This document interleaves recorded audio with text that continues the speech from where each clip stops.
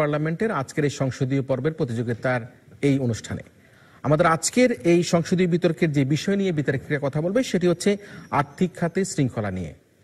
এই প্রস্তাবের পক্ষে কথা বলার জন্য আমাদের সাথে এই স্টুডিওতে আজকে অংশগ্রহণ করছে আশা ইউনিভার্সিটি বাংলাদেশ এবং বিরোধী দল হিসেবে অংশগ্রহণ করছে Bangladesh university of business and technology. যারা সরকারি দল হিসেবে বক্তব্য রাখবে আশা ইউনিভার্সিটি বাংলাদেশের বক্তারা হলো মাননীয় প্রধানমন্ত্রী ও সংসদ নেতা আফসানা রহমান, মাননীয় অর্থমন্ত্রী মোহাম্মদ সাইফুর রহমান শাকিল এবং মাননীয় সরকার দলীয় সংসদ সদস্য সাগরিকা সিং পিঙ্কি।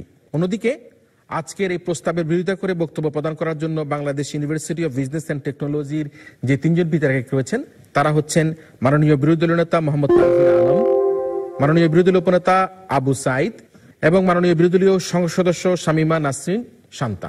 আমাদের সাথে সম্মানিত বিচারক হিসেবে রয়েছেন ডক্টর এস এ মোরশেদ, প্রাক্তন বিতার্কিক ও কমিউনিকেশন কনসালটেন্ট, জাতিসংঘ উন্নয়ন কর্মসূচি ইউএনডিপি। রয়েছেন জনাব আবু মোহাম্মদ রইস, প্রাক্তন বিতার্কিক, অধ্যাপক বাংলা বিভাগ, পাবনা ক্যাডেট কলেজ এবং একই সাথে তিনি নাট্যকার এবং নাট্য ব্যক্তিত্ব। আরো রয়েছেন অ্যাডভোকেট তানভীর সিদ্দিক, প্রধান নির্বাহী, চেঞ্জ মেকার্স ও ফ্রিল্যান্স সাংবাদিক। বিতর্ক অনুষ্ঠানটি পর্যবেক্ষণ করে আমাদের আজকের এই ছায়া সংসদের বিতার্কিকদের বক্তব্য আলোকে বক্তব্য প্রদান করার জন্য আমাদের সাথে রয়েছেন প্রধান অতিথি হিসাবে তত্ত্বাবধায়ক সরকারের সাবেক উপদেষ্টা, আমাদের প্রত্যেকেরই অত্যন্ত প্রিয় মুখ, প্রত্যেক আমরা তাকে চিনি, তিনি হচ্ছেন doctor A B Mirza Azizul Islam. আমাদের প্রধান অতিথি doctor A B Mirza Aziz, তিনি বক্তব্য রাখবেন আমাদের আয়োজনের একটা শেষ প্রান্তে। তবে শুরু করছি আজকের এই ছায়া সংসদ এবং শুরুতেই এই সংসদের মক পার্লামেন্টের মাননীয় প্রধানমন্ত্রী ও সংসদ নেতা আফসানা রহমানকে এই পর্যায়ে তার প্রস্তাব উত্থাপন এবং উত্থাপিত প্রস্তাবের আলোকে বক্তব্য প্রদানের জন্য অনুরোধ করছে। মাননীয় সংসদ নেতা তথা প্রধানমন্ত্রী। দেশবাসী নিশ্চয়ই ভুলে যাননি আমরা 2001 সাল থেকে 2005 সাল পর্যন্ত একটি রাজমুকুট পরেছিলাম। আর সেটা কি জানেন আপনারা? দুর্নীতির রাজমুকুট। টিআইবি, ট্রান্সপারেন্সি ইন্টারন্যাশনাল বাংলাদেশের মতে টানা 5টি বছরই দেশ ছিল দুর্নীতিতে প্রথম। সেই অবস্থান থেকে আজকে আমরা দেখেছি 176টি দেশের মধ্যে বাংলাদেশের অবস্থান এখন 146তম। তারা ছিলেন দুর্নীতিতে চ্যাম্পিয়ন, আর আজকে আমরা দুর্নীতি দমনে চ্যাম্পিয়ন হবার পথে এগিয়ে যাচ্ছি। জামায়াতের নাশকতা এবং পরবর্তীতে বিএনপির লাগাতার হরতালের ফলে এদেশের অর্থনৈতিক খাতে যে বিপর্যয় এসেছিল, সেখান থেকে বর্তমান বাংলাদেশ সরকার এদেশের অর্থনীতিকে নিয়ে এসেছে এক নতুন উচ্চতায়। দেশের ইতিহাসে প্রথমবারের মতো জিডিপির প্রবৃদ্ধি হয়েছে 7%-এরও বেশি। মাননীয় স্পিকার, ঠিক এই অবস্থায় এসে আজকের মহান সংসদে যে বিষয়টি উত্থাপন করছি তা হলো এই সংসদ মনে করে যে আর্থিক খাতে শৃঙ্খলা রক্ষায় সরকার সচেষ্ট। শুরুতেই কিছু গুরুত্বপূর্ণ বিষয়কে সংজ্ঞায়িত করছি। মাননীয় স্পিকার, আর্থিক খাতে শৃঙ্খলা রক্ষা বলতে আমরা বুঝে যাচ্ছি যে উৎসগুলো থেকে দেশের অর্থনীতির সামগ্রিক লেনদেন হয়, যেমন ব্যাংক, রাজস্ব, শিল্পখাত, পুঁজিবাজার, কৃষিখাত প্রভৃতি। এসব ক্ষেত্রে উন্নয়নের যে ধারা অব্যাহত রেখে একটি ভারসাম্য বজায় রাখা হয় তাকে আমরা বুঝিয়ে যাচ্ছি আর্থিক খাতের শৃঙ্খলা রক্ষা। এবং পরবর্তীতে সরকার বলতে বুঝাচ্ছি বর্তমান মহাজোট সরকারকে, এবং সচেষ্ট বলতে আমরা বুঝিয়ে যাচ্ছি আর্থিক খাতে উন্নয়নের লক্ষ্যে আন্তরিক থাকা এবং পদক্ষেপ গ্রহণ করাকে। মাননীয় স্পিকার, যেখানে 2001 সাল থেকে 2008 সাল পর্যন্ত সময়টাকে বাংলাদেশের অর্থনৈতিক মহা বিপর্যয় কাল বলা হতো, সেখানে আজ নোবেল বিজয়ী অমর্ত্য সেন বাংলাদেশকে অর্থনৈতিক প্রবৃদ্ধির জন্য দক্ষিণ এশিয়ার শ্রেষ্ঠতম দেশ বলে আখ্যা দিয়েছেন। 2018 সালের মধ্যে পদ্মা সেতুর কাজ সমাপ্ত করার আশাবাদ কিন্তু ব্যক্ত করেছি। মাননীয় স্পিকার, আমরা পুঁজিবাজার সম্পর্কে বেশ কিছু সিদ্ধান্ত গ্রহণ করেছি, যেমন কর্পোরেট কর 2.5% কমানো হয়েছে। এছাড়া আমরা বাজেটে সামগ্রিকভাবে কৃষি খাতকেও যথাযথ স্বীকৃতি দিয়েছি। আমরা কিন্তু রেমিটেন্স বৃদ্ধি করতেও সক্ষম হয়েছি। মাননীয় স্পিকার, একটি দেশের অর্থনৈতিক কেন্দ্রবিন্দুই হচ্ছে ব্যাংকিং খাত, যে বিষয়ে তারা একটু আগে বললেন। বাংলাদেশ ব্যাংকের প্রসঙ্গে এবার আসছি। আমরা বাংলাদেশ ব্যাংকের রিজার্ভ চুরির ঘটনাটির পরপরই কিন্তু ব্যাংকটির গভর্নর সহ আরো 2 জন ডেপুটি গভর্নরকে অপসারণ করেছি। এটা কি আপনারা সচেষ্ট থাকার নমুনা বলবেন না মাননীয় বিরোধী দল? পাশাপাশি cyber threat detection and response নামের একটি প্রকল্প বাস্তবায়ন করার লক্ষ্যে 150 কোটি টাকা বরাদ্দ করেছি ইতিমধ্যে, যার মাধ্যমে সকল প্রকার সাইবার ক্রাইম এবং ইমেইল হ্যাকিং এর মতো ঘটনাকে আমরা ভবিষ্যতে এড়িয়ে যেতে পারবো। এটাও কি আপনারা বলবেন না সচেষ্ট থাকার নমুনা নয়? অপরদিকে রিজার্ভ চুরির ঘটনাটি ন্যাশনাল ব্যুরো অফ ইনভেস্টিগেশন এবং অ্যান্টি মানি লন্ডারিং কাউন্সিল সম্মিলিতভাবে তদন্ত করছে। ইতিমধ্যে আমরা কিন্তু চুরি যাওয়া অংশের মধ্যে থেকে শ্রীলঙ্কার কাছ থেকে $20 মিলিয়ন, ফিলিপাইন থেকে $18 মিলিয়ন উদ্ধার করতে সক্ষম হয়েছি। বাকি $850 মিলিয়ন ট্রানজাকশন কিন্তু বাংলাদেশ ব্যাংকের অনুরোধেই নিউ ইয়র্কের দ্য ফেডারেল রিজার্ভ ব্যাংক থেকে বন্ধ করে দেওয়া হয়েছে। দ্রুত ব্যবস্থা নেওয়ার ফলেই কিন্তু এই বিষয়টি সম্ভব হয়েছে। তাহলে আমার বিরোধী দল কোথায় আমাদেরকে সচেষ্ট হতে দেখলেন না মাননীয় স্পিকার? হলমার্ক কেলেঙ্কারির পর কিন্তু আমরা কাউকে ছাড় দেইনি। সর্বমোট 27 জনকে আসামি করে 11টি মামলা করে দুদক। আরো কয়েকজন উচ্চপদস্থ কর্মকর্তাকে কিন্তু বর্তমানে কারাগারে পাঠানো হয়েছে। এক্ষেত্রে আমরা সচেষ্টতা দেখিয়ে গিয়েছি মাননীয় স্পিকার। বিচার বিভাগ স্বাধীনভাবে কাজ করছে, আইনের কাছে কেউ ছাড় পাচ্ছে হচ্ছে না। আর তাই তো অবৈধ জমির উপর গড়ে ওঠা এফবিসিসিআই ভবনটিও ভাঙার সিদ্ধান্ত নিয়েছে আমার সরকার। মাননীয় স্পিকার, বিসমিল্লাহ গ্রুপের বিরুদ্ধেও অ্যান্টি করাপশন কমিশন কিন্তু 12টি মামলা দায়ের করেছে। বিগত কয়েক বছর ধরে সারা পৃথিবীর অর্থনীতিতে যে মন্দাভাব বিরাজ করেছিল, সেই ধারার বিপরীতে গিয়ে আমরা জিডিপি 7.2 অর্জন করেছি। এটা কি সচেষ্ট থাকার লক্ষণ নয়? মাথাপিছু আয়ে দেশ আজকে 58তম অবস্থানে আছে, সেটা কি সচেষ্টতার লক্ষণ নয়? আমরা কিন্তু একবারও বলিনি আমরা সফল হয়েছি, আমরা আমাদের চেষ্টাকে অব্যাহত রেখেছি, আর এগুলোই তার প্রমাণ করছে। আর তাই মাননীয় স্পিকার, আজকে যাতে এই সংসদে এই প্রস্তাবটি গৃহীত হয় তার জোর দাবি জানিয়ে আমি আমার বক্তব্য শেষ করছি। ধন্যবাদ উপস্থিত সবাইকে। ধন্যবাদ। ছায়া সংসদের মাননীয় সংসদ নেতা প্রধানমন্ত্রীকে তার প্রস্তাব উত্থাপনের জন্য সরকারের নানা রকম প্রচেষ্টার কথা বলে গেলেন এবং সেই সাথে বললেন যে এই ব্যাংকিং খাতে শৃঙ্খলা সহ আমাদের অর্থনৈতিক খাতে শৃঙ্খলার জন্য সরকারের পদক্ষেপের কথা উল্লেখ করে বলেছেন যে দুর্নীতি দমনে তারা চ্যাম্পিয়ন হয়েছে। একসময় এদেশের সরকার দুর্নীতিতে চ্যাম্পিয়ন ছিল, জিডিপি 7%-এর বেশি তারা দাবি করছেন। পদ্মা সেতু সহ পুঁজিবাজারের উন্নয়ন, বাজেটে কৃষি খাতে নানা রকম ভাবে প্রণোদনা দেওয়া এবং একই সাথে বলেছেন যে দুজন ডেপুটি গভর্নরকে বাংলাদেশ ব্যাংকে সরিয়ে দেওয়া কি কোনোভাবে তাদের সচেষ্টতা নয়, প্রশ্ন করেছেন বিরোধী দলের দিকে। আমরা শুনবো আমাদের আজকের এই ছায়া সংসদের, যেটি আমরা আমাদের আর্থিক খাতের শৃঙ্খলা নিয়ে কথা বলছিলাম, সেই বিষয়ের উপর মাননীয় বিরোধী দলের নেতা মোহাম্মদ তানভীর আলমের কাছ থেকে এই পর্যায়ে তার বক্তব্য। মাননীয় স্পিকার, আর্থিক খাতে শৃঙ্খলা রক্ষায় সরকার যদি সচেষ্টই হবে, তবে বাংলাদেশ ব্যাংক, যেটিকে ব্যাংকিং খাতের হৃৎপিণ্ড বলা হয়, সেখান থেকে জোয়ারিদের দ্বারা কিভাবে 800 কোটি টাকা চুরি হয়ে গেল। মাননীয় স্পিকার, এই চুরি হওয়া অর্থ ফিরিয়ে আনতে সরকার কেন আজ পর্যন্ত ব্যর্থ হলো? যেখানে বহির্বিশ্বের গণমাধ্যমগুলো থেকে বারবার রিপোর্ট প্রকাশ করা হচ্ছে রিজার্ভ চুরি ঘটনার পেছনে জড়িতরা বাংলাদেশ ব্যাংকের ভেতরে রয়েছে, অথচ সরকার এখন পর্যন্ত কোনো ধরনের পদক্ষেপ নেয়নি মাননীয় স্পিকার। এবং বরং আমরা দেখেছি মাননীয় স্পিকার এখানে শেষ নয়, এরপর বাংলাদেশ ব্যাংকের ইমেল হ্যাক হয়েছে, তারপর মাননীয় স্পিকার পরবর্তীতে বাংলাদেশ ব্যাংকের ফরেন এক্সচেঞ্জ সংক্রান্ত কাগজপত্র যে বিভক্তিতে রাখা হয় তা পুরো আগুনে ধ্বংস হয়েছে এবং আমরা দেখেছি মাননীয় স্পিকার সেই আগুনের উৎস নিয়েও নানা ধরনের লুকোচুরি হয়েছে মাননীয় স্পিকার। দেশে খেলাপি ঋণের পরিমাণ 62,000 কোটি টাকা। এ পর্যায়ে নামে বেনামে বিভিন্ন প্রতিষ্ঠান, রাজনৈতিক মদতপুষ্ট ব্যক্তি বা গোষ্ঠীর কতিপয় প্রতিষ্ঠান সহ অন্যান্য প্রতিষ্ঠান এবং ব্যাংকের যে দুর্নীতির হিসাব আমাদের হাতে এই মুহূর্তে রয়েছে, সেটি মাননীয় স্পিকার আজকের এই মহান সংসদে উপস্থাপন করে যাচ্ছি। আমরা একটা প্রশ্ন নেই যে মাননীয় স্পিকার, তিনি বললেন যে ব্যাংকের যে কাগজপত্র তা পুরো ধ্বংস হয়েছে। এই অদ্ভুত তথ্যটি উনি কোথা থেকে পেয়েছেন? কোনো ক্ষয়ক্ষতি তো হয়নি সেখানে, কিছু কম্পিউটার নষ্ট হয়েছে, তাও তেমন জরুরি কিছু ছিল না। মাননীয় স্পিকার, আজকে আর্থিক খাত নিয়ে বিতর্ক করছে, অথচ তিনি এই তথ্যটি জানেন না বাংলাদেশ ব্যাংকে আগুন ধরে এবং মাননীয় স্পিকার সেখানে মাননীয় স্পিকার আপনি ভুল ব্যাখ্যা করছেন, আপনি ভুল ব্যাখ্যা করছেন। বাংলাদেশ ব্যাংকের আগুনে কোনো ক্ষয়ক্ষতি হয়নি, $13 আগুন লেগেছিল। বৈদেশিক খাতে যে কাগজপত্রগুলো ছিল সেগুলো মানুষ পুরো ধ্বংস হয়ে গেছে এবং 60 লক্ষ টাকার ক্ষতি হয়েছে। আপনি কোথাও দেখাতে পারবেন যে কোথাও লেখা আছে বিদেশি সেই কাগজপত্রগুলো ধ্বংস হয়ে গিয়েছিল? জি, সেখানে ক্ষয়ক্ষতি তো হয়নি, তারা দাবি করছেন সরকারের পক্ষ থেকে। অবশ্যই ক্ষয়ক্ষতি হয়েছে মাননীয় স্পিকার। আজকে প্রথমে সরকার দল থেকে দাবি করা হয়েছে, এটি মাননীয় স্পিকার আপনি তথ্যসূত্র দিয়ে যাবেন, আমরা আপনার কাছে তথ্যসূত্র জানতে চেয়েছি।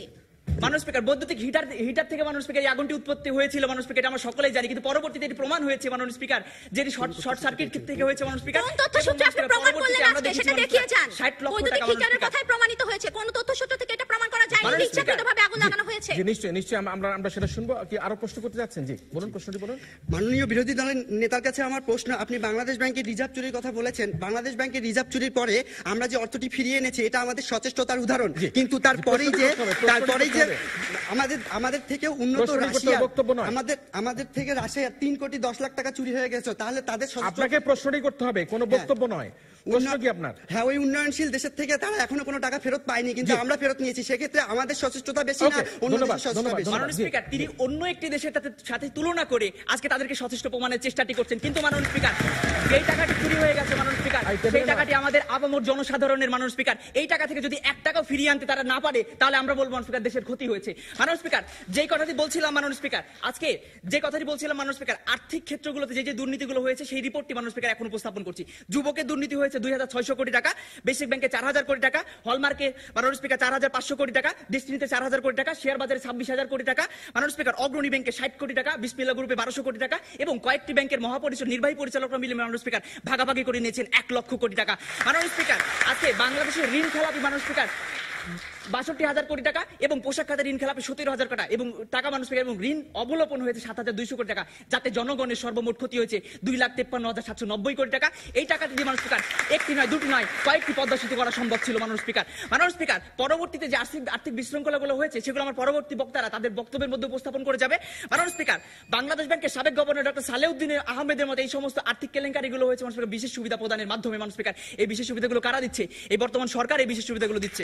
মাননীয় স্পিকার, আর্থিক খাতে বিশৃঙ্খলার ফলে সামগ্রিক অর্থনীতি যে সকল জায়গাগুলোতে ক্ষতির সম্মুখীন হচ্ছে সেগুলো আজকের এই মহাসংসদে তুলে দিচ্ছি। তা হচ্ছে বিনিয়োগ, সঞ্চয়, রাজস্ব খাত, মুদ্রা ও আর্থিক খাত, বৈদেশিক খাত, রেমিটেন্স এবং জনবান্ধব ব্যাংকিং ও বিমা ব্যবস্থা। মাননীয় স্পিকার, আজকে মাননীয় প্রধানমন্ত্রী আসলেন এবং তিনি কিছু উন্নয়ন এবং প্রবৃদ্ধির ফিরিস্তি আমাদেরকে শুনিয়ে গেলেন, কিন্তু তিনি একটিবারের জন্য বললেন না বাংলাদেশের বিনিয়োগ কেন দিনের পর দিন কমে যাচ্ছে। মাননীয় স্পিকার, আজকে অধিক পরিমাণ অর্থগুলো যখন মানুষের ব্যাংকগুলোতে অলস পড়ে থাকে, কিন্তু আজকে শিল্প ঋণ থেকে শুরু করে অন্যান্য ঋণের সুদের হার কেন কমে না? মাননীয় স্পিকার, আজকে যখন মাননীয় স্পিকার হাজার হাজার কোটি টাকা মুষ্টিমেয়দের হাতে চলে যাচ্ছে, যার ফলে এই বিশাল রাজস্ব ঘাটতি, এবং মাননীয় স্পিকার আজকে মুদ্রা ও আর্থিক খাতে বাংলাদেশ ব্যাংকের নানা নীতিমালা থাকা সত্ত্বেও আজকে মূল্যস্ফীতি কমছে না। আজকে মাননীয় স্পিকার নতুন ব্যবসায়ীরা ঋণ পাচ্ছে না। মাননীয় স্পিকার, আজকে মাননীয় স্পিকার যে আর্থিক পরিসংখ্যানটি দিয়ে গেলাম 2,53,790 কোটি টাকা, এই টাকার কি মাননীয় স্পিকার সেই টাকাটি তারা যদি ফিরিয়ে আনতে পারতো তাহলে আমরা বলতে মানুষ সরকার সফল হয়েছে। সেই টাকাটি সরকার ফিরিয়ে আনতে পারেনি। মাননীয় স্পিকার, আজকে মাননীয় স্পিকার যারা এর পেছনে মাননীয় স্পিকার জড়িত ছিল তাদেরকে যদি শাস্তির আওতায় নিয়ে এসে শাস্তি দেওয়া হতো তাহলে আমরা বলতে মাননীয় স্পিকার সরকার সচেষ্ট হয়েছে।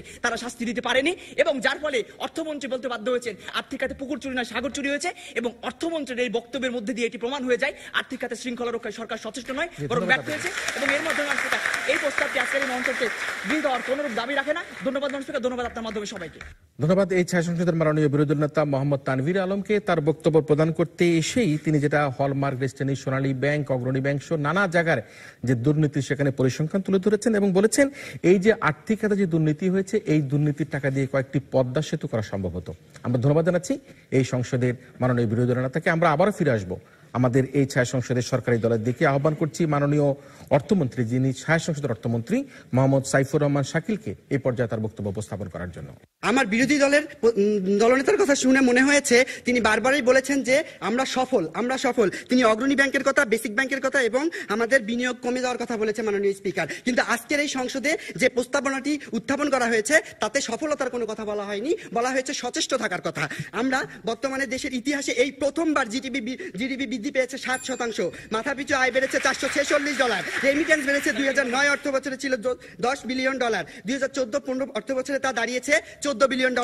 মাননীয় স্পিকার, আজকে যদি জাতিসংঘের 2000 সালের মার্কিন অধিবেশনে 8টি MDGs গ্রহণ করা হয়, তার মধ্যে বাংলাদেশ সহ আরো 20টি দেশকে এই লক্ষ্যমাত্রা পূরণের লক্ষ্যে গোল্ডেন অ্যাওয়ার্ড দেওয়া হয়, যা আমরা গত 17 জুন 2013 সালে অর্জন করেছি। মাননীয় স্পিকার, বাংলাদেশ ব্যাংকে ডিজিটালাইজ করা হয়েছে, ড্যাশবোর্ড চালু করা হয়েছে, সংশোধিত আইনের আওতায় প্রধান নির্বাহী অপসারণ সহ নজরদারি বাড়ানো হয়েছে, RDGS সিস্টেম বাস্তবায়িত হয়েছে, 2014 সালে ব্যাংক বিচক্ষণ মুদ্রানীতি চালু করা হয়েছে। এ সকল কি আমাদের অর্থনৈতিক সচেষ্টতা রক্ষার উদাহরণ নয়? মাননীয় স্পিকার, উনি বলে গেছেন জনতা ব্যাংকের কথা, জনতা ব্যাংকের শর্ত লঙ্ঘন করায় 418 কোটি টাকা কেটে নিয়েছে বাংলাদেশ ব্যাংক। এটা কি আমাদের সচেষ্টতার উদাহরণ নয় বিরোধী দল? তারপরে গত 22 মার্চ 2017 সালের যুগান্তরে প্রকাশিত আপনি বলেছেন ঋণ খেলাপির ক্ষেত্রে 20টি ঊর্ধ্বতন কর্মকর্তাদের সাথে বৈঠক হয়েছে এবং তাদেরকে সরকার বাংলাদেশ ব্যাংক বলেছে যে যদি এই ঋণ খেলাপি ফেরত না নেওয়া হয় তাহলে কঠোর ব্যবস্থা গ্রহণ করা হবে। মাননীয় স্পিকার, তারপরে যখন 2008 থেকে 2012 সাল পর্যন্ত আমাদের এই অর্থনীতিকে মহাবিপর্যয়কাল বলা হতো মাননীয় স্পিকার, সেখানে নোবেল বিজয়ী অমর্ত্য সেন বাংলাদেশকে এশিয়ার শ্রেষ্ঠতম দেশ বলে আখ্যা দিয়েছেন। এটি কি আমাদের সচেষ্টতার উদাহরণ নয়? এবং দি new York Times of the economics বাংলাদেশকে এশিয়ার বাতিঘর বলেছেন। তাহলে 2013 সালে লন্ডন ভিত্তিক লিগেটাম প্রসপ্যারিটি সূচকে বাংলাদেশ বিগত 5 বছরে 12 ঘর ডিঙ্গিয়ে এখন 103 নম্বর র্যাঙ্কে উঠেছে, যেখানে আমাদের প্রতিবেশী দেশ 5 ঘর পিছিয়ে গিয়ে 106 নম্বরে এবং পাকিস্তানের অবস্থান 132তমে। তাহলে সারা বিশ্বে যখন আমরা উজ্জ্বল, তখন আপনাদের সামনে আমাদের এই প্রস্তাবটি মেনে নিতে বিরোধিতা করছেন কোন আঙ্গিকে আশা করি বলে যাবেন।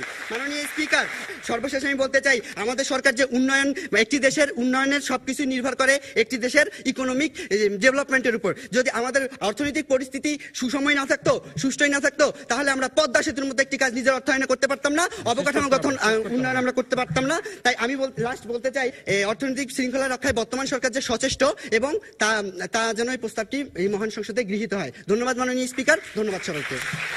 ধন্যবাদ এই ছায়া সংসদের মাননীয় অর্থমন্ত্রীকে। তিনি তার বক্তব্যের মধ্যে দিয়ে এই সরকারের নানা রকম যে সফলতার কথা বললেন এবং সেখানে এক জায়গায় বলেছেন যে বাংলাদেশ ব্যাংক জনতা ব্যাংকের 418 কোটি টাকা জরিমানা করেছে এবং এই যে সচেষ্টতা এবং বাংলাদেশ ব্যাংকের যে হারিয়ে যাওয়া অর্থগুলো সেগুলি ফিরিয়ে আনা, মুদ্রানীতি সহ নানা ক্ষেত্রে ব্যাংকের সুশাসনের জন্য যে কর্মকাণ্ডগুলো তিনি সেখানে উল্লেখ করেছেন। আমরা দেখতে পাচ্ছি একটা স্নায়ু চাপের বিতর্ক এবং দুটি দলই দেখতে পাচ্ছি খানিকটা হলো নার্ভাস অবস্থার মধ্যে দিয়ে তাদের বক্তব্য প্রদান করছে। তারপরেও আমরা দেখি শেষ পর্যন্ত কি দাঁড়ায় এবং সে কারণে আহ্বান করছি আমাদের আজকের এই ছায়া সংসদে মাননীয় বিরোধী দলীয় নেতা আবু সাইদকে এই পর্যায়ে তার বক্তব্য উপস্থাপন করার জন্য। বিরোধী দলনেতা আবু সাইদ এবার তার বক্তব্য উপস্থাপন করবেন। যখন আমার দেশের 25% মানুষ দারিদ্র সীমার নিচে বসবাস করে, যখন আমার ভাই বেকারত্বের হতাশা আত্মহননের পথ বেছে নেয়, সেই অর্থমন্ত্রী যখন বলেন মাননীয় স্পিকার 4000 কোটি টাকা কোনো ব্যাপার নয়, মাননীয় স্পিকার অর্থমন্ত্রীর এই ধরনের অস্থির বক্তব্য প্রমাণ করে আর্থিক খাতে শৃঙ্খলা রক্ষায় সরকার সচেষ্ট নয়। মাননীয় স্পিকার আজকে ডেস্টিনি যে কিনা এতটুকু মাননীয় স্পিকার একটি গাছ দেখে আমাদের হাজার হাজার মানুষকে পথে বসিয়েছে, 25 লক্ষ মানুষের 4000 কোটি টাকা আত্মসাৎ করেছিল মাননীয় স্পিকার সেই ডেস্টিনি। 2টি মামলায় 53 জনের 46 জনই কিন্তু পলাতক করেছে। তাদেরকে ধরতে কি কি পদক্ষেপ নিয়েছেন দেখিয়ে যাবেন সরকার দল। মাননীয় স্পিকার আজকে যুবক লক্ষ্য করুন, 3 লক্ষ গ্রাহকের 2600 কোটি টাকা আত্মসাৎ করেছে। আজকে যুবকের সেই শুধুমাত্র জমি বিক্রি করেই কিন্তু আজকে ক্ষতিগ্রস্ত গ্রাহকদের টাকা ফেরত দেওয়া কিন্তু সম্ভব। কিন্তু অর্থমন্ত্রী যখন বলেন তার নাকি কিছুই করার নেই, তখন এই বিষয়টি স্পষ্ট হয়ে প্রমাণিত হয় আজকে সরকার সচেষ্ট নয়। মাননীয় স্পিকার লক্ষ্য করুন, আজকে অর্থমন্ত্রী বলেছেন এই ধরনের হাই হাই কোম্পানিতে জনগণ কেন টাকা দেয়। মাননীয় স্পিকার আজকে আপনারা সচেতন হয়ে যদি তাদেরকে লাইসেন্স দিতে পারেন মাননীয় স্পিকার, আমার দেশের 16 কোটি জনগণ কেন আজকে তাদেরকে মাননীয় স্পিকার ধোকায় পড়বে না। মাননীয় স্পিকার এই ধরনের খবর আমরা যাদের মাধ্যমে পেয়ে থাকি, সেই সাংবাদিক ভাইকে পিটিয়েছে লাইফওয়ে নামক প্রতিষ্ঠানের মাননীয় স্পিকার কর্মকর্তারা, এখানে মাননীয় স্পিকার তারা কিন্তু সম্পূর্ণরূপে ব্যর্থ হয়েছেন। মাননীয় স্পিকার আজকে প্রধানমন্ত্রী কয়েকটি বক্তব্য মাননীয় স্পিকার খণ্ডন করেছে। আজকে তিনি বললেন কৃষি খাতে, লক্ষ্য করুন মাননীয় স্পিকার কৃষি খাতে কিন্তু ভর্তুকিটি মাননীয় স্পিকার আমাদের কিন্তু কমেছে। আমরা দেখেছি আমাদের জিডিপিতে কৃষি খাতের যে অবদান সেটি কিন্তু কমেছে। মাননীয় স্পিকার আমাদের অর্থনৈতিক যে কাঠামো, কৃষি ভিত্তিক যে দেশ, এখানে মাননীয় স্পিকার আমাদের কৃষির অবদান যে কমা, এইটাই প্রমাণ করে আর্থিক খাতে আজকে তারা কতটুকু সফল। মাননীয় স্পিকার লোক আজকে তারা বললেন নাকি বিশ্ব ব্যাংক থেকে ঋণ ছাড়া পদ্মা সেতু করছি, কিন্তু মাননীয় স্পিকার কয়েক মাস আগে আমরা দেখেছি বিশ্ব ব্যাংক থেকে বিশাল অঙ্কের টাকা মাননীয় স্পিকার ঋণ নিতে। মাননীয় স্পিকার এখানে নিচ্ছেন না, কিন্তু এখানে নিচ্ছেন। মাননীয় স্পিকার আজকে মন্ত্রী বলে গেলেন জনতা ব্যাংকে নাকি তিনি জরিমানা করেছেন, কিন্তু বাংলাদেশের সবগুলো ব্যাংক যে মূলধন ঘাটতিতে রয়েছে রাষ্ট্রীয় ব্যাংকগুলো, সে কথা কিন্তু মাননীয় স্পিকার তিনি আজকে বলে যাননি। মাননীয় স্পিকার বললেন বিশ্বে যখন আমরা উজ্জ্বল তখন কিন্তু আমরা বলছি মাননীয় স্পিকার আমরা দেশে থাকি, আমরা তাদের হাঁড়ির খবর জানি। মাননীয় স্পিকার আমরা তাদের হাঁড়ির খবর জানি, যার কারণে মাননীয় স্পিকার আজকে বিশ্বকে তারা মাননীয় স্পিকার সেই খবরগুলো কিন্তু মাননীয় স্পিকার দেয় না। মাননীয় স্পিকার লক্ষ্য করুন আজকে তারা যখন বললেন যে টাকা ফিরিয়ে আনতে আজকে ফিলিপাইন অবস্থানরত, 1.5 বছর ধরে মাননীয় স্পিকার টাকা কিন্তু ফেরত আসেনি, শুধুমাত্র মাননীয় স্পিকার পদক্ষেপই নিয়ে গেছে। মাননীয় স্পিকার আজকে ফেরত কিন্তু মাননীয় স্পিকার আসেনি। আজকে মাননীয় স্পিকার অর্থনৈতিক সমীক্ষা 2016 তথ্য মতে বিনিয়োগ হ্রাস পাচ্ছে। এর মূল কারণগুলো কি কি মাননীয় স্পিকার? মূলধন ঘাটতি, খেলাপি ঋণ, ঋণ জালিয়াতি, ঋণ অবলম্বন এবং ঋণ পুনর্গঠন। মাননীয় স্পিকার নয়াদিগন্ত প্রতিবেদনে আমরা যখন দেখতে পাই শিরোনামে বাজেটে যেখানে 4000 কোটি টাকা বরাদ্দ, সেখানে মাননীয় স্পিকার আমাদের রাষ্ট্রীয় ব্যাংকগুলোর ঘাটতি 15000 কোটি টাকা। প্রশ্ন নেই। মাননীয় মন্ত্রী প্রশ্ন করলেন যে ব্যাংকের কথা, আমরা বলেছি হলমার্ক সহ আরো 6টি কেলেঙ্কারি সহ 27 জনকে আসামি করে আমরা 11টি মামলা করেছি। সেই 11টি মামলার তদন্ত চলছে এবং বর্তমানে হলমার্ক সহ আছে। তাহলে আপনি বসে যান, আমি বুঝতে পেরেছি, আমি উত্তর দিচ্ছি। আমি উত্তর দিচ্ছি। আমার প্রশ্নটি আপনাকে শুনতে হবে। আমার প্রশ্ন আপনার প্রশ্ন বুঝতে পেরেছি। বর্তমান সরকারের মাননীয় স্পিকার লক্ষ্য করুন 96 সালের কেলেঙ্কারির মামলার রায় যখন আজকে 17 বছর পরেও তারা দিতে পারে না মাননীয় স্পিকার, তখন মাননীয় স্পিকার তাদের প্রশ্ন কোনো শোনা মাননীয় স্পিকার যোগ্যতা আসে না। মাননীয় স্পিকার আজকে 17 বছর পর তারা রায় দিচ্ছেন, সেই রায়ও মাননীয় স্পিকার কোনো দোষী খুঁজে পাননি। এই মাননীয় স্পিকার আজকে তাদের মামলার অবস্থা। এভাবেই বছরের পর বছর আমাদের জনগণের আমানতের টাকাগুলো কিছু গ্রাহক নিয়ে যাবে, আর মাননীয় স্পিকার এই সরকার সেই ঘাটতি মেটাবে, এমনটি মাননীয় স্পিকার কত কাল চলবে মাননীয় স্পিকার? আজকে মাননীয় স্পিকার লক্ষ্য করুন আজকে বাংলাদেশ একটি তলাবিহীন ঝুড়ি কিন্তু নয় মাননীয় স্পিকার, কিন্তু মাননীয় স্পিকার ঝুড়ির তলে আজকে সরকারি দলের পোষ্য ইঁদুরগুলো রয়েছে, যেগুলো কিনা মাননীয় স্পিকার আমাদের আজকে অর্থনীতিকে কুড়ে কুড়ে খাচ্ছে মাননীয় স্পিকার। আজকে মাননীয় স্পিকার লক্ষ্য করুন আজকে যখন রাষ্ট্রায়ত্ত ব্যাংকগুলোতে মূলধন ঘাটতি, তখন কিনা মাননীয় স্পিকার আজকে বেসরকারি ব্যাংকগুলো বলে ঠাই নাই আমার ছোট তরি, দুর্নীতি আর কালো টাকাতে গিয়েছে ভরি। মাননীয় স্পিকার ব্যাংকগুলোতে 1 লক্ষ কোটি টাকা অলস মুদ্রা পড়ে রয়েছে, কিন্তু আজকে মাননীয় স্পিকার সেই মুদ্রা কিন্তু আমরা দেখি সবগুলো ব্যাংকে কিন্তু সুদের হার সিঙ্গেল ডিজিটে কিন্তু মাননীয় স্পিকার নেমে আসেনি। মাননীয় স্পিকার লক্ষ্য করুন যখন খেলাপি ঋণের পরিমাণ দেশে 62,000 কোটি টাকা, তবুও কিন্তু মাননীয় স্পিকার খেলাপি ঋণের কিন্তু উত্তরোত্তর বৃদ্ধি পাচ্ছে, তারা কিন্তু কমানোর জন্য কোনো পদক্ষেপ মাননীয় স্পিকার নেয়নি। মাননীয় স্পিকার ইলিয়াস ব্রাদার্সকে 1000 কোটি টাকা বেশি ঋণ হয়েছে মাননীয় স্পিকার কোনো প্রকার যাচাই বাছাই ছাড়াই। যখন ইত্তেফাকের শিরোনামা হয় নামে বেনামে ঋণের পাহাড় 5 লক্ষ কোটি টাকা, তখন মাননীয় স্পিকার আমার কষ্ট লাগে। মাননীয় স্পিকার যাচ্ছি কালো টাকার দিকে। আজকে সরকারি দলকে প্রশ্ন করেছিলাম কত টাকা কালো টাকা রয়েছে, তারা উত্তর দেয়নি, কারণ মাননীয় স্পিকার তাদের কাছে উত্তর নেই। মাননীয় স্পিকার আজকে সরকার দল যখন জানেন না দেশে কত পরিমাণ কালো টাকা রয়েছে, তাদের লজ্জা হওয়া উচিত, তারা কেন বলে আজকে আর্থিক শৃঙ্খলা অবস্থা রয়েছে মাননীয় স্পিকার। একটা প্রশ্ন নেই মাননীয় বিরোধী দলনেতা, একটা প্রশ্ন নেই যে সংক্ষেপে প্রশ্নটি করতে হবে, শুধু প্রশ্ন সময় একেবারে। আচ্ছা, আপনারা বলে গেছেন যে বাংলাদেশ ব্যাংক থেকে একটি টাকাও ফেরত আসেনি, আপনি একটু আগেই বলে গেলেন বাংলাদেশ ব্যাংক থেকে তো আমরা টাকা এনেছি, তাহলে আপনি কোথায় দেখলেন না যে আমরা সচেষ্ট হইনি?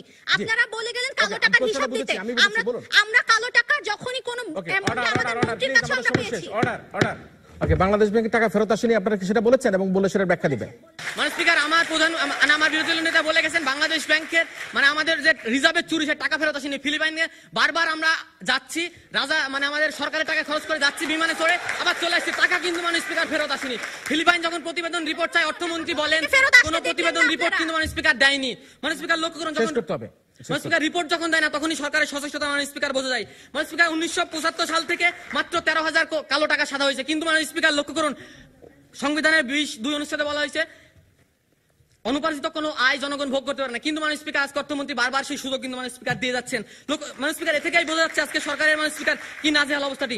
স্পিকার গ্রামের একটি বিদ্যুৎ সংযোগ দিতে বা ভাতা দিতে যখন একটি নেতা দুর্নীতি বা চাঁদাবাজ করে, স্পিকার যখন এই ঘটনা চলে মন্ত্রণালয় পর্যন্ত এবং তারাই যখন থাকে আজকে ব্যাংকিং খাতের পরিচালনা পর্ষদে, তখন স্পিকার আর্থিক খাতে সরকার শৃঙ্খলা স্পিকার কখন এই প্রস্তাবটি এই সংসদে দাবি রাখে না। ধন্যবাদ। আমরা একটা উত্তেজনাকর বক্তব্য শুনলাম এবং একই সাথে দুই পক্ষের মধ্যেই তুমুল একটা স্নায়ু যুদ্ধ, এবং সেই যুদ্ধ হচ্ছে শানিত তর্কের যুদ্ধ, কোনোভাবে তরবারির যুদ্ধ আমরা দেখতে পেয়েছি। আজকে বিরোধী দলের পক্ষ থেকে মাননীয় অর্থমন্ত্রীর বক্তব্যকে একটা অস্থির বক্তব্য হিসেবে আখ্যায়িত করেছেন। বলেছেন ডেস্টিনি কিভাবে গাছ বিক্রি করে হাজার হাজার কোটি কোটি টাকা নিয়ে গেল, যুবকের সেই অর্থ যদি জমি জমা বিক্রি করে ফেরত দেওয়া হয় তাহলে তো সেই অর্থ আমরা পেয়ে যেতাম, কিন্তু গ্রাহকরা আজকে ক্ষতিগ্রস্ত হচ্ছে। সুতরাং এই অবস্থার প্রেক্ষাপটে এই প্রস্তাবটি যাতে এই সংসদে গৃহীত না হয় সেই দাবি রেখে আবারও বিরোধী দলের উপর তার বক্তব্য শেষ করেন। আমরা শুনবো আজকের এই 6 সংসদের মাননীয় সরকার দলীয় সংসদ সদস্য সাগরিকা সিং পিঙ্কির কাছ থেকে এই পর্যায়ে তার বক্তব্য। আমি আমার বক্তব্য শুরুর পূর্বে উপনেতাকে আমি একটা কথা মনে করে দিতে চাই। আপনি বললেন যে আমাদের মন্ত্রী পর্যন্ত আমাদের দুর্নীতি রয়েছে এবং সেখানে আমরা কোনো পদক্ষেপ গ্রহণ করছি না। আপনার মনে রাখা উচিত যে যখন পদ্মা সেতুর সম্পর্কে দুর্নীতির কথা উঠেছিল তখন কিন্তু আমাদের সরকার স্বচ্ছতা রক্ষার জন্য স্বরাষ্ট্রমন্ত্রী এবং অর্থ সচিব সহ তাদেরকে বরখাস্ত করেছেন এবং নিজেদের অর্থায়নে পদ্মা সেতুর কাজ শুরু করেছে। মাননীয় স্পিকার, বিরোধী দলীয় নেতা তিনি বলেছিলেন বিসমিল্লাহ গ্রুপের কথা। 2013 সালে আলোচিত ঘটনায় বিসমিল্লাহ গ্রুপের ঋণ জালিয়াতির ঘটনায় বিসমিল্লাহ গ্রুপের অংশীদার জনতা bank, Shahjalal Islami bank, Jamuna bank, premier bank, prime bank সহ মোট 5টি ব্যাংক থেকে 1200 কোটি টাকা ঋণ জালিয়াতির অভিযোগে 2013 সালে 26 ফেব্রুয়ারি 5 সদস্যের একটি তদন্ত কমিটি গঠন করে দুদক। এই ঘটনায় দীর্ঘ 8 মাস অনুসন্ধান শেষে মোট 53 জনের বিরুদ্ধে রাজধানীর রমনা থানায় 2টি, মতিঝিল থানায় 9টি, নিউ মার্কেট থানায় 1টি সহ মোট 12টি মামলা দায়ের করে দুদক। 53 জনের আসামির মধ্যে 13 জনই বিসমিল্লাহ গ্রুপের এবং বাকি 40 জন আসামি হলেন জনতা, প্রাইম, প্রিমিয়ার, যমুনা এবং শাহজালাল ইসলামী ব্যাংকের শীর্ষ কর্মকর্তারা। এছাড়া গ্রুপের মালিক ও ব্যবস্থাপনা পরিচালক খাজা সুলাইমান চৌধুরীকে প্রতিটি মামলার প্রধান করা হয়েছিল। আপনারা বলেছিলেন হলমার্ক কেলেঙ্কারির কথা। 27 মার্চ 2016 তারিখে এই মামলার বিচার কাজ শুরু করা হয়। ঢাকার মহানগর দায়রা জজ কামরুল হোসেন মোল্লার মামলার অভিযোগ গঠন করেন। 2012 সালে 4 অক্টোবর রাজধানীর রমনা থানায় 3,699 কোটি 41 লাখ টাকা আত্মসাতের অভিযোগে 11টি মামলা করে দুদক। এই মামলা আসামিরা হলেন হলমার্কের ব্যবস্থাপনা পরিচালক মোহাম্মদ তানভীর আহমেদ, তার স্ত্রী ও গ্রুপের চেয়ারম্যান জেসমিন ইসলাম। গ্রুপের মাননীয় সদস্য একটু অপেক্ষা করুন, প্রশ্ন নেই, জি প্রশ্ন করতে হবে সরাসরি। 1 বছর আগে আমাদের প্রধান অতিথি বলেছিলেন, আজকের অনুষ্ঠানের প্রধান অতিথি বলেছিলেন এই বাজেট বাস্তবায়ন হবে না। আমরা যখন দেখি 10 মাস পরে এসে এডিপির 48% বাস্তবায়ন হয় না, আপনার কি মনে হয় আগামী 2 মাসে বাস্তবায়ন করতে পারবেন আপনারা? অবশ্যই পারবে। আমাদের সরকার সে সম্পর্কে সচেষ্ট আছে, প্রক্রিয়া চলছে। হলমার্ক কেলেঙ্কারি ঘটনায় সোনালী ব্যাংকের সাবেক MD Humayun Kabir, DGM AKM Azizur Rahman সহ 7 জনকে আসামি করে 11টি মামলা করেছে দুদক। এসব ঘটনার পরেও কি আপনারা বলবেন যে আমাদের সরকার সচেষ্ট নয়? 2014 সালে আওয়ামী লীগের টানা দ্বিতীয়বারের মতো সরকার গঠনের মাধ্যমে দেশ যে ব্যাপক রূপান্তরের মধ্য দিয়ে গিয়েছে, ফলে বাংলাদেশ আজ নিম্ন মধ্যমের দেশের কাতে নিজেদের অবস্থান করে নিয়েছে। 2015 সালে রাজনৈতিক স্থিতিশীলতা, জনগণের জীবনযাপনের মান বৃদ্ধি ও 6% অর্থনৈতিক প্রবৃদ্ধি, আর্থসামাজিক ও মানব উন্নয়নে উল্লেখযোগ্য সাফল্য সাম্প্রতিক সময়ে বাংলাদেশকে বিশ্বে উন্নয়নের রোল মডেল হিসেবে প্রতিষ্ঠিত করেছে। 2015 সালের ডিসেম্বরে নিয়েলসন বাংলাদেশের জরিপে 67% মানুষ প্রধানমন্ত্রী শেখ হাসিনার কাছে সন্তুষ্টি প্রকাশ করেছেন। এছাড়া আপনারা বারবার বলছেন ডেস্টিনির কথা। ডেস্টিনির ঘটনাও কিন্তু বাংলাদেশ সরকার পদক্ষেপ নিয়েছে এবং 53 জনের বিরুদ্ধে মামলা দায়ের করা হয়েছে। আপনারা কৃষকের কথা বলছেন, আপনাদের একটা কথা মনে করিয়ে দিতে চাই যে বাংলাদেশ সরকার প্রতিটি কৃষকের জন্য পার্সোনাল অ্যাকাউন্টের ব্যবস্থা করেছেন এবং এটা শুধুমাত্র সম্ভব হয়েছে আমাদের দেশের আমাদের সরকারের পক্ষেই। মাননীয় স্পিকার, বাংলাদেশ ব্যাংকের রিজার্ভ চুরির সমাধান, পদ্মা সেতুর বাস্তবায়ন, হলমার্ক কেলেঙ্কারির মামলার তদন্ত, বিসমিল্লাহ গ্রুপে জালিয়াতি তদন্ত, এর সব ঘটনায় আমরা দেখতে পাচ্ছি আমাদের সরকার সচেষ্ট। তাই আমরা বলতে পারি যে আর্থিক খাতে শৃঙ্খলা রক্ষা আমাদের সরকার সচেষ্ট রয়েছে। তাই আজকের এই ছায়া সংসদে যাতে আমাদের উত্থাপিত প্রস্তাবটি গৃহীত হয় তার জোর প্রস্তাব দাবি জানিয়ে আমি আমার বক্তব্য এখানে শেষ করছি। ধন্যবাদ মাননীয় সদস্য সরকারি দলে। তিনি তার বক্তব্যের মধ্যে এসে বলেন, তুমুল হরতাল, অবরোধ, জ্বালাও পড়ার মধ্যে দিয়ে কিন্তু দ্বিতীয় মেয়াদে সরকার ক্ষমতা গ্রহণ করেছে এবং সেই ক্ষমতা গ্রহণ করার পর নানা ক্ষেত্রে তারা এই আর্থিক খাতে সুশৃঙ্খলা ফিরিয়ে আনা সহ এই কৃষকদের জন্য হিসাব খোলা, নানা ক্ষেত্রে ঋণ মৌকুফের ব্যবস্থা করা সহ নানা কর্মপন্থা অবলম্বন করেছে। সুতরাং এই প্রস্তাবটি অবশ্যই এই সংসদে গৃহীত হওয়ার দাবি রাখে বলে বক্তব্য শেষ করেছেন। আমরা শুনবো আমাদের আজকের এই ছায়া সংসদের মাননীয় বিরোধী দলীয় সদস্য শামীমা নাসরিন শান্তার কাছ থেকে এই পর্যায়ে তার শেয়ার বাজারে 26,000 কোটি টাকা লোপাটের মাধ্যমে যখন 33 লাখ বিনিয়োগকারী ক্ষতিগ্রস্ত হলো, ঠিক সেই সময় আজকে সরকার দল বলছে আর্থিক খাতে শৃঙ্খলা রক্ষা করতে তারা সচেষ্ট। মাননীয় স্পিকার, এই প্রস্তাবে তীব্র নিন্দা জানাচ্ছি।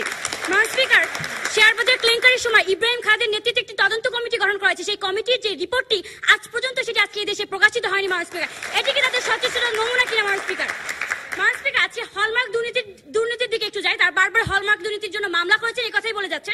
মাননীয় স্পিকার, 2010 থেকে 12 সালে হলমার্ক প্রায় 4,500 কোটি টাকা লুটপাট করে নিয়ে গেছে। মাননীয় স্পিকার, যার মামলা এখনো চলমান এবং আসামিরা পলাতক রয়েছে, তারা হয়তো জানে না। মাননীয় স্পিকার, এবং জামিয়ে থাকা যে হলমার্ক গ্রুপের চেয়ারম্যান রয়েছেন, তিনি যে টাকা সরকারি কোষাগারে দেওয়ার কথা ছিলেন তা এখন পর্যন্ত দেননি এবং তাকে যে আবার পুনরায় গ্রেফতার করবে তাও করা হচ্ছে না। মাননীয় স্পিকার, এবং আজকে আমরা দেখছি যে সোনালী ব্যাংকের ইউকে শাখা ডুবতে বসেছে। মাননীয় স্পিকার, কারণ কি? হ্যাকিং এর মধ্যে আজকে তারা বলছেন সাইবারের মাধ্যমে নাকি অনেক তারা সিকিউরিটি দিচ্ছে। মাননীয় স্পিকার, এটা হচ্ছে তাদের সিকিউরিটির নমুনা। মাননীয় স্পিকার, আজকে তারা বিসমিল্লাহ গ্রুপের কথা বললেন।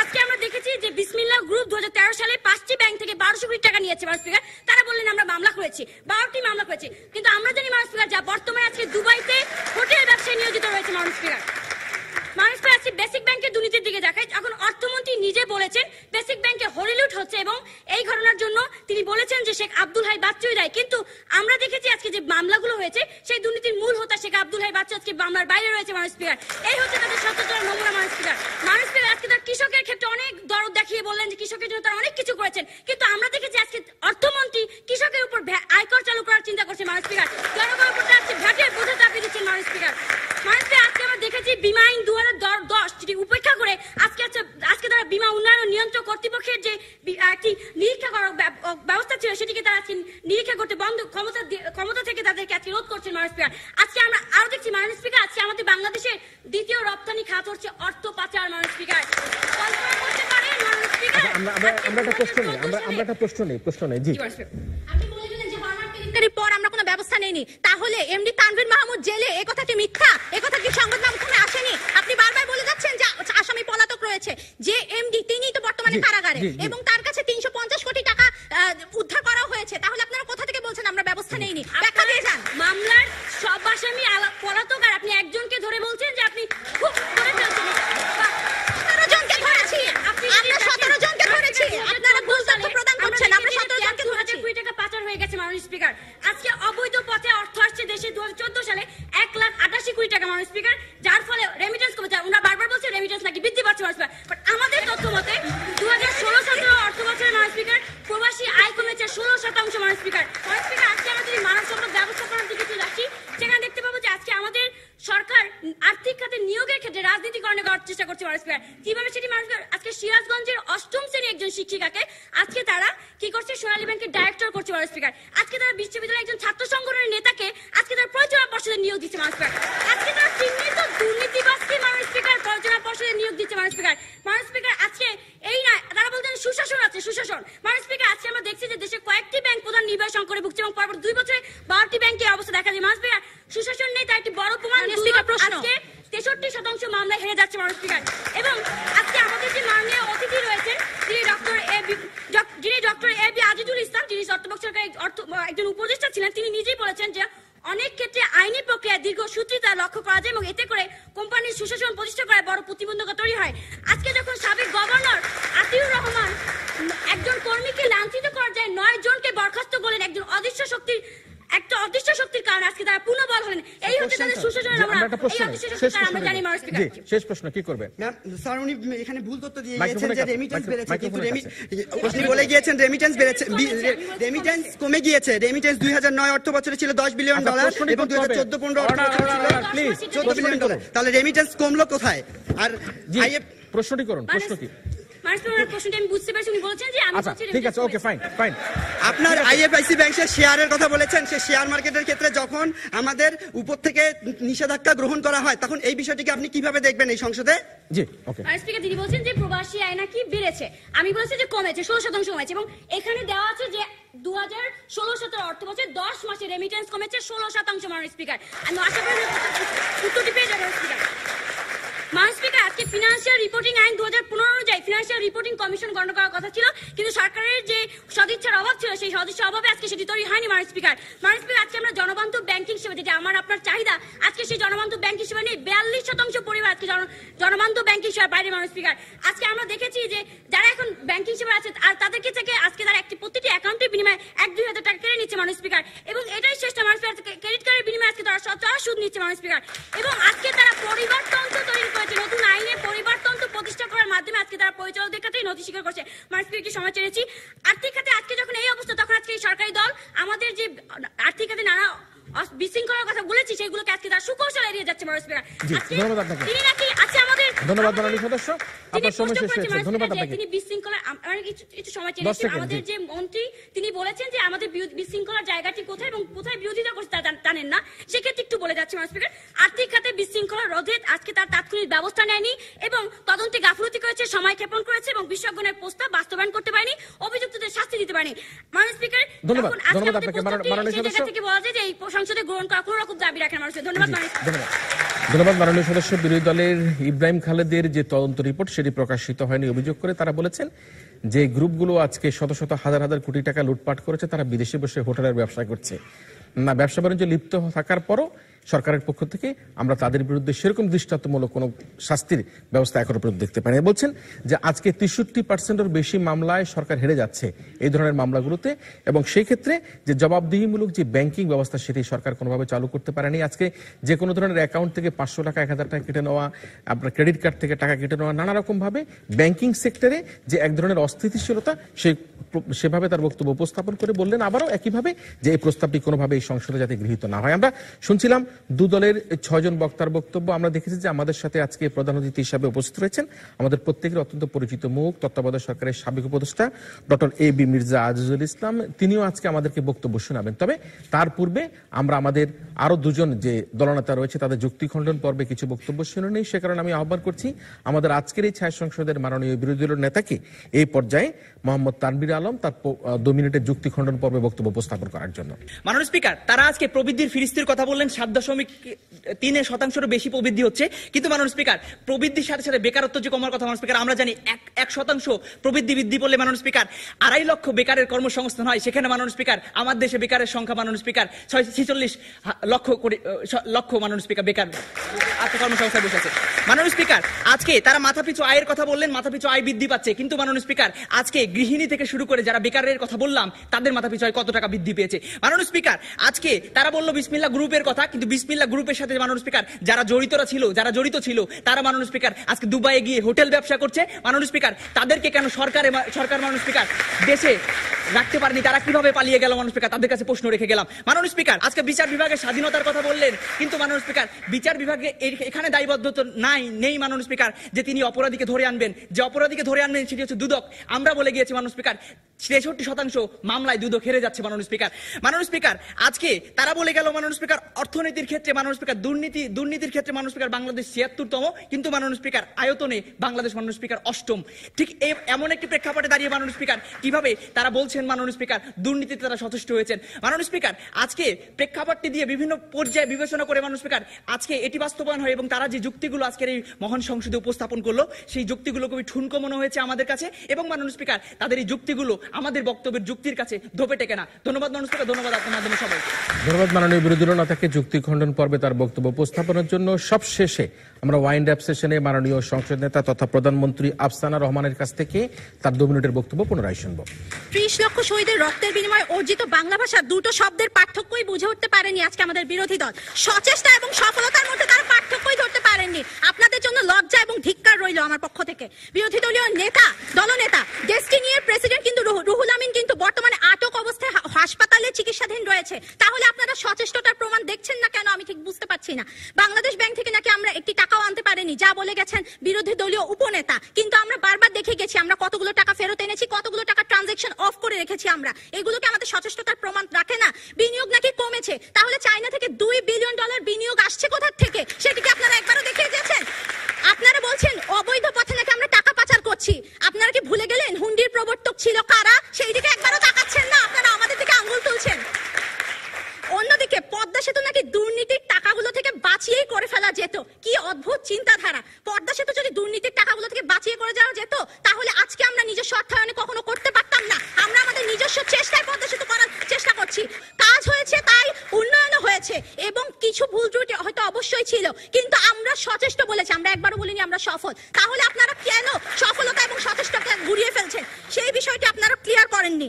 আর আপনারা জানেন না মাথাপিছু আয় কাকে বলে। তা না হলে গৃহিণীর মাথাপিছু আয়ের অদ্ভুত যুক্তি আপনারা কোনোভাবেই তুলে আনতেন না। সেক্ষেত্রে আপনারা কিভাবে বলছেন কৃষকের উপর নাকি কর বাড়ানো হয়েছে? মাননীয় স্পিকার, তারা বোধহয় জানেন না, মঙ্গল গ্রহ থেকে এসেছেন, তাই এখনো তারা বুঝতে পারেননি যে 10 টাকা এখন কৃষক অ্যাকাউন্ট খুলতে পারে। তাহলে কিভাবে তারা কর বৃদ্ধি করা হয়েছে সেই বিষয়ে কোনো ধারণাই আমার নেই। তাই অবশেষে বলতে চাচ্ছি মাননীয় স্পিকার, তর্কের খাতিরে তর্ক না বাড়িয়ে আজকের এই সংসদে যেন এই প্রস্তাবটি গৃহীত হয় যে আর্থিক খাতে শৃঙ্খলা রক্ষায় আমার সরকার সচেষ্ট রয়েছে। ধন্যবাদ মাননীয় স্পিকার, ধন্যবাদ উপস্থিত সবাইকে। ধন্যবাদ মাননীয় সংসদ নেতা তথা প্রধানমন্ত্রীকে তার বক্তব্যের জন্য। তিনি তার বক্তব্যের মধ্যে সুস্পষ্টভাবে যেটি বলে গেলেন সেটি হচ্ছে কাজ হয়েছে তাই উন্নয়ন হয়েছে, কিন্তু এই উন্নয়ন করতে গিয়ে হয়তোবা সামান্য কিছু ভুল ত্রুটি থাকতে পারে, কিন্তু তার অর্থ এটা নয় যে সরকার আর্থিক খাতে শৃঙ্খলা ফিরিয়ে আনতে পারেনি বা চেষ্টা করেনি। তারা অবশ্যই চেষ্টা করেছেন, তাদের সচেষ্টতা রয়েছে, এবং সেক্ষেত্রে সরকারের পক্ষ থেকে নানা পদক্ষেপের কথা তারা এখানে বলার চেষ্টা করেছেন। আসলে বাংলাদেশে বর্তমান প্রেক্ষাপটে বিশেষ করে আমরা এই সময়টাকে একটা আর্থিক খাতের একটা অস্থিরতার অবস্থার মধ্যে আমরা দেখতে পাচ্ছি। সেই অস্থিরতা মোকাবেলার জন্য সরকার যে প্রচেষ্টা করছে তাকে আমরা সাধুবাদ জানাই। এবার একই সাথে আমরা মনে করি যে এই অস্থিরতা মোকাবেলার ক্ষেত্রে সরকারের আরো কি কি বেশি করণীয় রয়েছে সেদিকে আমাদের লক্ষ্য রাখা দরকার। তো এই অবস্থার প্রেক্ষাপটে যদি আমাদের এই আর্থিক খাতকে যদি আমরা শৃঙ্খলায় ফিরিয়ে না আনতে পারি, তাহলে কিন্তু বাংলাদেশের এই আর্থিক খাত একটা রক্তশূন্যতায় ভুগবে, এবং এই রক্তশূন্যতাকে রক্ষা করার জন্য আমাদেরকে অবশ্যই যারা আজকে সরকারের রয়েছে, যারা আজকে বিরোধী জোটের রয়েছে, বিরোধী দল রয়েছে, তাদের সকলকে কিন্তু একত্রে কাজ করতে হবে। বাংলাদেশের এই আর্থিক অবস্থা যদি বিরাজ করতে থাকে, তাহলে কিন্তু আমরা যে তলাবিহীন ঝুড়ির কথা বলা হয়েছে এবং যেটা বলা হচ্ছে ঝুড়ি নিচে ইঁদুর রয়েছে, সেই ইঁদুরগুলো কিন্তু বারবার তারা মাথা উঁচু করে বাংলাদেশের এই যে উপার্জিত অর্থ, উপার্জিত সম্পদ সব কিন্তু লুটপাট করে নিয়ে যাবে। দর্শক, আপনারা নিশ্চয়ই দেখতে পেয়েছেন আজকে আমাদের সাথে একজন বিশিষ্ট ব্যক্তি প্রধান অতিথি হিসেবে উপস্থিত রয়েছেন। তিনি হচ্ছেন তত্ত্বাবধায়ক সরকারের সাবেক উপদেষ্টা ডক্টর এবি মির্জা আজিজুল ইসলাম। আমরা এবার আহ্বান করছি আমাদের প্রধান অতিথি ডক্টর মির্জা আজিজুল ইসলামকে এই পর্যায়ে তার বক্তব্য প্রদান করার জন্য। মাননীয় প্রধান অতিথি। ধন্যবাদ। এই মক পার্লামেন্টের স্পিকার, উভয় দলের নেতা নেত্রী এবং অন্যান্য অংশগ্রহণকারী, সামনে উপবিষ্ট সুধীমণ্ডলী, আজকের আলোচ্য বিষয়বস্তু হচ্ছে আর্থিক খাতের শৃঙ্খলা। শৃঙ্খলা শব্দটিও হয়তো আরেকটু ব্যাপকতর হিসেবে ব্যাখ্যা দেওয়া যেতে পারে। আমি মনে করি যে শৃঙ্খলা বা এটাকে আমি সুশাসন হিসেবে চিন্তা করতে পারি। অর্থাৎ যখন আমি আর্থিক খাতে শৃঙ্খলার কথা বলবো, তখন আমাকে দেখতে লাগবে যে আর্থিক খাতে সুশাসন বিদ্যমান কিনা। এখন আজকের যে আলোচনা, যে শৃঙ্খলা বা সরকার সচেষ্ট আছে কি নাই, এখন এখানে দুই ধরনের কিন্তু বক্তব্য এসছে। সরকারি পক্ষ থেকে বলা হয়েছে যে আমরা সচেষ্ট আছি, এবং তারা বিভিন্ন চেষ্টার বা উদ্যোগের উল্লেখ করেছেন।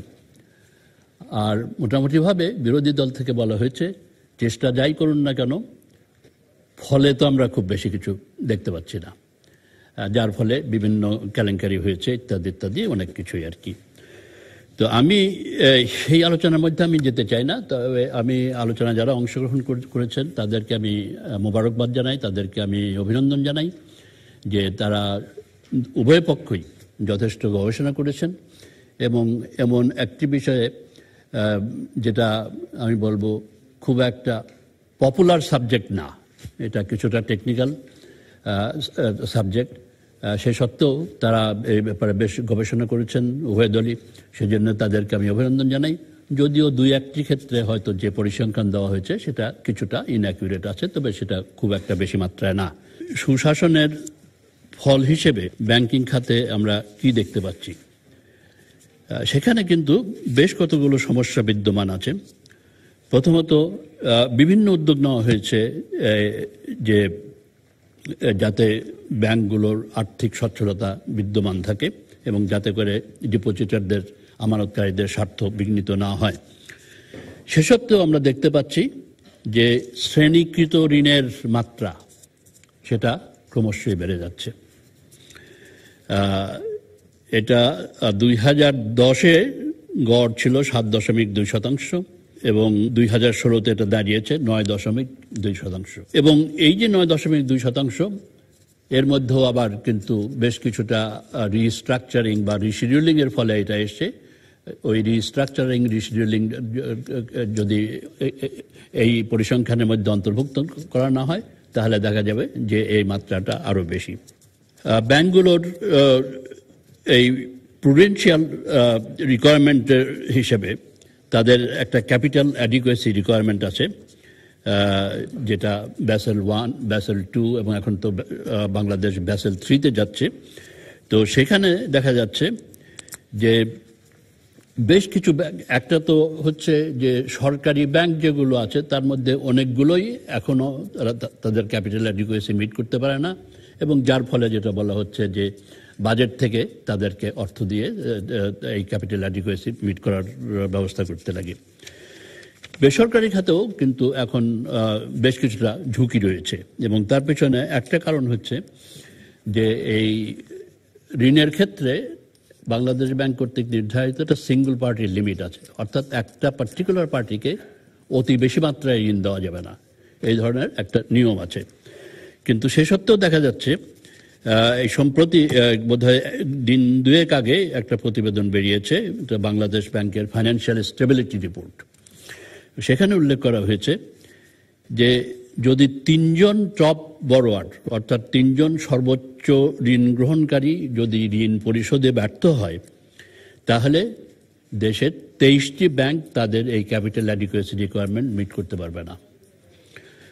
যদি 7জন টপ বড়োয়ার যদি ঋণ পরিশোধে ব্যর্থ হয় তাহলে 33টি ব্যাংক এই ক্যাপিটাল অ্যাডিকুয়েসি রিকোয়ারমেন্ট মিট করতে পারবে না, এবং যদি 10টি টপ বড়োয়ার ঋণ পরিশোধে ব্যর্থ হয় তাহলে 37টি ব্যাংক কিন্তু তাদের এই ক্যাপিটাল অ্যাডিকুয়েসি রিকোয়ারমেন্ট মিট করতে পারবে না। কাজে সেখানেও একটা বড় ঝুঁকি রয়ে যাচ্ছে। আরেকটি বিষয় হচ্ছে যে ব্যাংকগুলোর অন্যতম কাজ হচ্ছে মধ্যস্থতা, অর্থাৎ আমানতকারীদের কাছ থেকে তারা অর্থ সংগ্রহ করবে এবং দেশে বিনিয়োগের জন্য সেটাকে তারা ঋণ দেবে।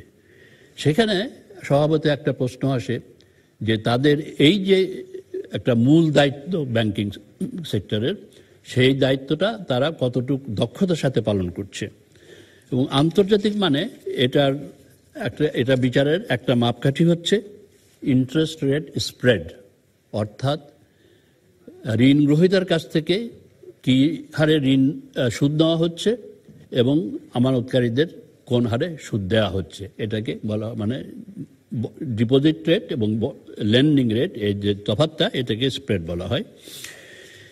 এই স্প্রেডটা আমাদের দেশে অনেক উঁচু মাত্রায়, এবং এটা বেশ অনেক দিন ধরেই চলছে, প্রায় 5%-এর কাছাকাছি। আন্তর্জাতিক মানে এটা 3 থেকে 3.5-এর বেশি হওয়া উচিত না, যদিও সম্প্রতি কিছুটা কমে এসছে, যেহেতু দেখা যাচ্ছে যে বিশেষ করে বেসরকারি খাত থেকে ঋণের চাহিদা কমে গেছে, সুতরাং ব্যাংকগুলো কিছুটা ঋণের ক্ষেত্রে সুদের হার কমিয়েছে। কিন্তু এর সাথে সাথে ওই যে আমানতকারীদের যে স্বার্থ রক্ষা, সেটা কিন্তু বেশ কিছুটা বিঘ্নিত হচ্ছে। যে এটাও কিন্তু ব্যাংকিং খাতে যে দক্ষতার সাথে ব্যাংকিং খাত পরিচালিত হওয়া উচিত, সেখানে যে আমাদের কিছুটা ব্যর্থতা আছে সেটা প্রমাণ করে। যে কোনো দেশের অর্থনৈতিক অগ্রগতি এবং প্রবৃদ্ধির জন্য ব্যাংকিং খাত একটা উল্লেখযোগ্য ভূমিকা পালন করে থাকে এবং বিশেষ করে বাংলাদেশে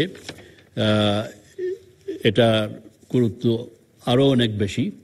এবং 2013 সালে, আমার কাছে শেষ পরিসংখ্যানটা নাই, তবে 2013 সালে ক্যাপিটাল মার্কেট থেকে অর্থাৎ স্টক মার্কেট থেকে বিনিয়োগের জন্য যে অর্থ উত্তোলন করা হয়েছে সেই অর্থের পরিমাণ ছিল ব্যাংকিং খাত থেকে যে অর্থ নেওয়া হয়েছে বিনিয়োগের উদ্দেশ্যে তার 2% একটু বেশি। কাজে দেখতে পাচ্ছেন যে এই আমাদের দেশে বিনিয়োগের সিংহভাগ আসে ব্যাংকিং খাত থেকে। কাজেই এই ব্যাংকিং খাতের যদি সুশাসন আমরা নিশ্চিত না করতে পারি তাহলে দেশের অর্থনৈতিক প্রবৃদ্ধি ঝুঁকিতে পড়বে। তো আমি আশা করব যে সংশ্লিষ্ট সকলেই ব্যাংকিং খাতের সুশাসন যাতে দৃঢ়ভাবে প্রতিষ্ঠিত করা যায় সেদিকে অবশ্যই দৃষ্টি দেবেন। এবং আমি বলবো যে সরকার এবং বিরোধী দল তাদের উভয়ের আলোচনার মাধ্যমে করণীয় কি সে সম্পর্কে ঐক্যমতে পৌঁছে তারা ভবিষ্যতে অগ্রসর হবেন, এটাই আমার প্রত্যাশা। ধন্যবাদ। আমরা ধন্যবাদ জানাই আমাদের আজকের প্রধান অতিথিকে। আমরা এবার একটা হানা ভোট নিব। সম্মানিত বিচারকদের রায় আমাদের হাতে চলে এসছে, আমরা হানা ভোটের দিকে যাই। আর্থিক খাতে শৃঙ্খলা রক্ষায় সরকার সচেষ্ট। যারা এই প্রস্তাবের পক্ষে রয়েছেন তারা হা বলুন। প্রস্তাবের পক্ষ দল হা বলুন। যারা এই প্রস্তাবের পক্ষে রয়েছেন তারা হা বলুন, এবং যারা এই প্রস্তাবের বিপক্ষে রয়েছে তারা না বলুন। প্রস্তাবের বিপক্ষ দল না বলুন। যারা প্রস্তাবের বিপক্ষে রয়েছে তারা না বলুন।